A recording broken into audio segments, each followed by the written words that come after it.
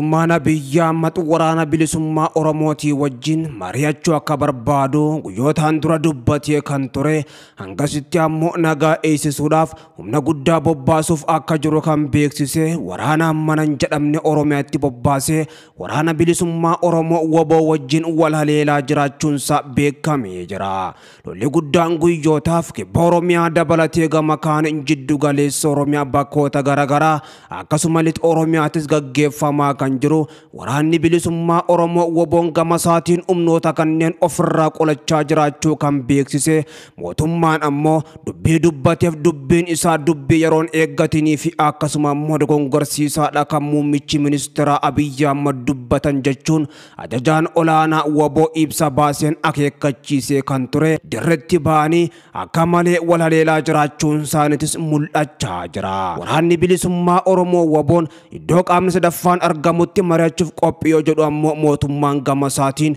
abbootii gadaatii fi jaarsoolee bobbaasuu akka barbaadu kan himaa jiru waboon ammoo kanan fudhadhu kan jedhe mootummichinis gama isaatiin amma waraanni bilisummaa Oromoo waboon magaalota gurguddoo biyyatti haleelee qabatuttis qaamni sadaffaan nun barbaachisu sanii achitti humnicha ammoo dhoofnee balleessina jechuudhaan dhiheenya kanas marii godhanii akka turanii fi humna guddaa yeroo ammaan tana bobbaasanii jiraachuun isaanii baramee jira. Waraanni bilisummaa Oromoo waboon gama isaatiin humnoota mootummaan Abiyyi Ahmad bobbaasaa jiru humnoota waloodhaa kan jedhuun humna addaa Oromiyaa dabalatee poolisii federaalaa fi raayyaa ittisa biyyattiidha bakkoota hedduutti haleeluudhaan injifannoo gonfataa akka jiru kan beeksisee fi iddoo walolaa danuurraa buqqaasuudhaan bakkoota hedduu harkatti galfataa akka jiru kan beeksise lolli jabaatee waboo fi mootummaa gidduuttis itti fufee jira. Lola kanatti ammoo mootummaan xumura gochuu akka qabu miseensonni paarlaamaa biyyattii Oromiyaarra bakka bu'an ammoo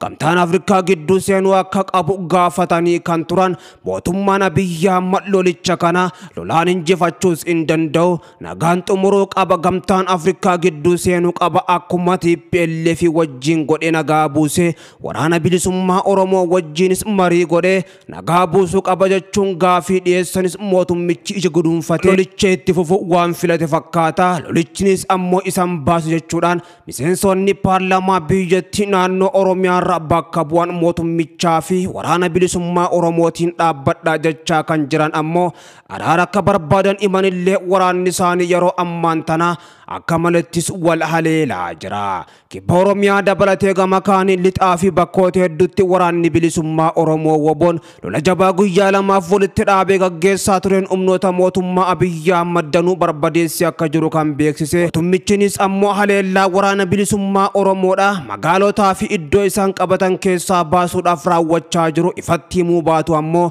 nageenya eegsisuudhaaf jecha humna bobbaasuuf akka jiru kan beeksise akkuma jedhe humna guddoo bobbaasuun waraana bilisummaa Oromootii wajjin kokkee wal qabu irratti argama. Ajajaa waraanichaa kan walii galaa waraana bilisummaa Oromoo Jaalmarroon gama isaatiin ammoo amma dhugaan sabaa ifa baatuu fi akkasuma gama kaaniin bakka garaa Oromoo geenyuu fi bakka qaamni sadaffaan argamutti mariin ta'amu malee mariin ammoo jaarsummaa fi gama kaaniin abbootii gadaatiin xumura argatus hin jiru kan kana duraarra barannee jirra. Oromoon lammata iddoo tokkottis hin dogongoru jechuudhaan jaarsummaa fi abbootii gadaa kan mootummaan bilisiginnaa barbaadu kana akkam fudhanne kan beeksise humnoota mootummaa Oromiyaa keessa galanii isaan lolaa jiran ofirraa qolachuu irratti akka argamanis beeksisanii jiru. Amaarri walgahii guddicha Amaaraa jedhamu Ameerikaatti waaman irratti mootummaa biyyi kana tooftaa danda'amu hundaan fonqolchuudhaan mootummaa Amaaraa ijaaruu qabna jechuudhaan kan dhaadatan dhugoomsuudhaaf hojiitti galanii jiru.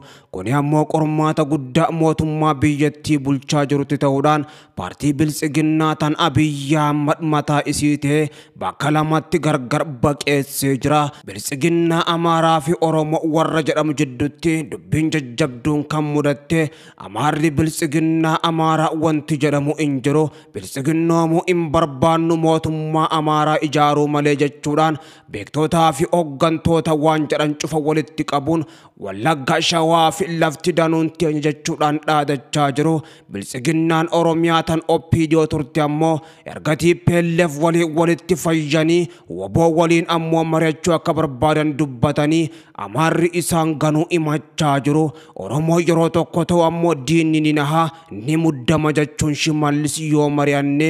yoo araaramne maaliif aaran kun ammoo isaanin galchu jechuudhaan dubbatanii kan tura warri Amaaraa araara TPLF waliin teerraa gammachuu akka hin qabnee fi waboo waliin ammoo mootummaan araaraaf dubbachuun akka isaan aarsaa jirtu ifatti dubbatanii jiru. Ta'us Abiyyi Ahmadiin ifatti ba'uudhaan gimboo sabaattiin durii Izeemaan ammaa paarlamaa biyyattii irratti aangoo gadhiisi jechuudhaan gaafatanii jiru. Abiyyis ammoo isin aangoo gadhiisuudhaaf qophii ta'a jechuudhaan weerara paarlamaa irratti itti baname ofirraa qolatus jarattiin ammallee waan jalaa afaa jirtu hin fakkaattu. Abiyyi Ahmad jara dura ammoo dhaabbachuu irratti Oromoon hedduun sirrii godha jechuudhaan kan deeggaran yeroon tokkooman amma jechuudhaanis ABO fi KFO dabalatee tokkummaadhaan biltsiginnaa cinaa dhaabbachuu akka qaban kanneen dhaaman hedduu ta'anis ammoo hedduun ammoo Abiyyi Ahmad albee qara lamaati Oromoo hidhatti guuree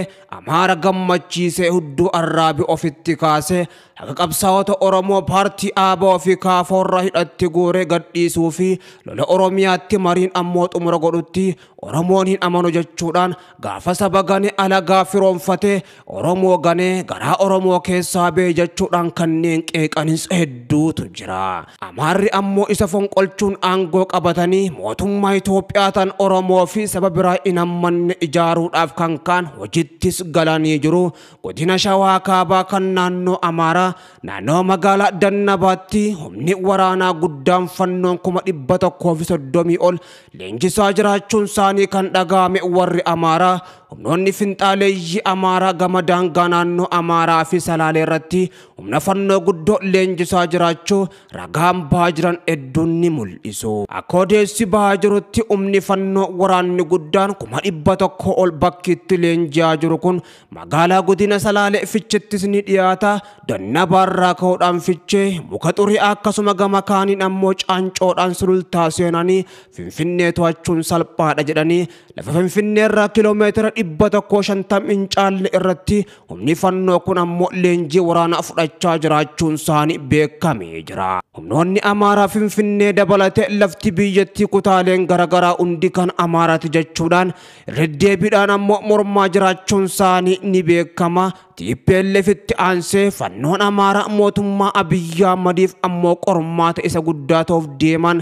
xinxala hayyootaa yoo ta'u waaqni biltsiginnaa Oromoo fi Amaaraa walitti kaasee Oromoo jidduu nagaa haa baasu jenna. Waraanni guddaan ammas akka biyyattiitti akkuma ammaan dura TPLF fi mootummaa gidduutti labsame naannoo Amaaraatii fi mootummaa federaalaa gidduutti labsamuuf deema jechuudhaanis himamaa jira. Yeroo mootummaan Abiyyi Ahmad waraana bilisummaa Oromoo wajjin mari'achuuf jirra koreen qindaa'ee jira nagaan haa bu'u gama kaaniin hidhattoota maraa wajjin dubbachuuf jirra jechaa jiranitti ammoo warri Amaaraatis ammoo mootummicha sodaachisuu qabna harkasaa kennachiisuu qabna ta'uu baannaan harka micciirree araa kiiloo keessaa baasuu qabna jechuudhaan humna fannoo akkaan guddaa ta'e leenjisuu irratti argamanii. Mootummaan Abiyyi Ahmadis ammoo jaratti ifatti dura dhaabbachaa jiraachuun isaanii kan himamu Oppiidiyoon gamasiitiin watwaata hamaa keessa jirti. Oromoon tokkummaadhaan kee yeroo dhaabbate diina ofirraa qolatu